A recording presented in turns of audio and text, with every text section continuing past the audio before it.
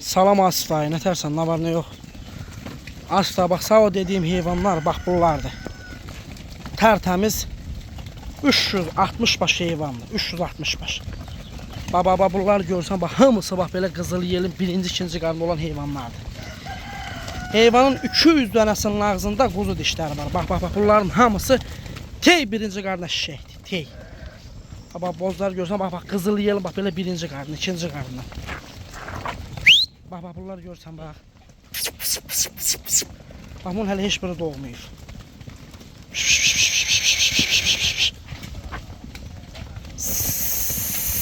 Baba boz çərək yapaq birinci qarnadı.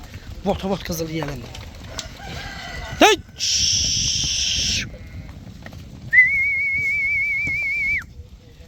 Bu günlərim də may ayının 28-idir yoxsa 27-sidir. Bax bu gördüyün heyvanlar kom şəkildə də, seçmə şəkildə də satılır. Görsən də nə heyvanlardır.